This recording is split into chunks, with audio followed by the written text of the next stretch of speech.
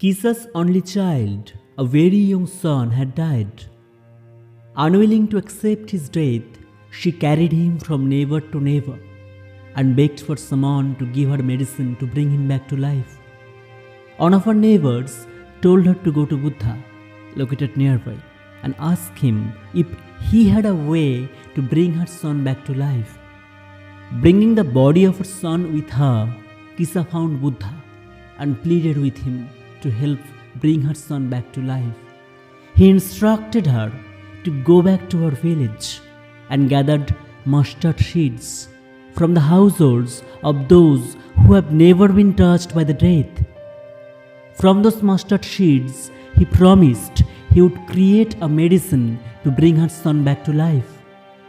Relieved, she went back to her village and began asking her neighbors for mustard seeds. All of her neighbors were willing to give her mustard seeds, but they all told her that their households had been touched by death.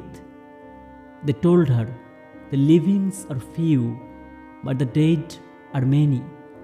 As the day became evening and then night, she was still without any of the mustard seeds that she had been instructed to collect. She realized then the universality of death. She said, it is not just a truth of one village or town, nor is it a truth for a single family, but for every world settled by gods. This indeed is what is true impatience. With this new understanding, her grief was claimed. She buried her son in the forest and then returned to the Buddha. She confessed to Buddha that she could not obtain any of the mustard seeds he had been instructed her to collect because she could not find even one house untouched by death. Buddha said, dear girl, the life of mortals in this world is troubled and brief and inseparable from suffering, for there is not any means, nor will there ever be, by which those that have been born can avoid dying.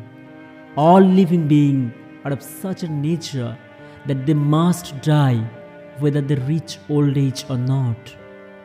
As early living fruits are in danger of falling, so mortals, when born, are always in danger of dying. Just as the earthen vessels made by the potter and shards, so is the life of mortals. Both young and old, both those who are foolish, those who are wise, all fall into the power of death. All are subject to death. Of those who depart from this life, overcome by death. A father cannot save his son, nor relatives their kinsfolk. While relatives are looking on and lamenting, one by one the mortals are carried off like oxen to the slaughter. People die, and their fate of the death will be according to their deeds. Such are the terms of the world. Not from weeping nor from grieving will anyone obtain peace of mind. On the contrary, his pain will be all the greater, and he will ruin his health. He will make himself sick and pale, but dead bodies cannot be restored by the lamentation. Now that you have heard the Tathagata, Kisa, reject grief. Do not allow it to enter your mind. Sing on dead, know for sure, I shall never see him again in this existence. And just as the fire of a burning house is quenched, so does the contemplative wise person scatter grief's power, expertly, swiftly, even as the wind scatters cotton seed. He who seeks peace should pull out the arrow, lamentations, useless longings, and the self-made pangs of grief. He who has removed this unwholesome arrow and has claimed himself will obtain peace of mind. Verily, he who has conquered grief will always be free from grief, sane and immune, confident, happy, and close to nirvana. Kisa entered the first stage of enlightenment from the experience.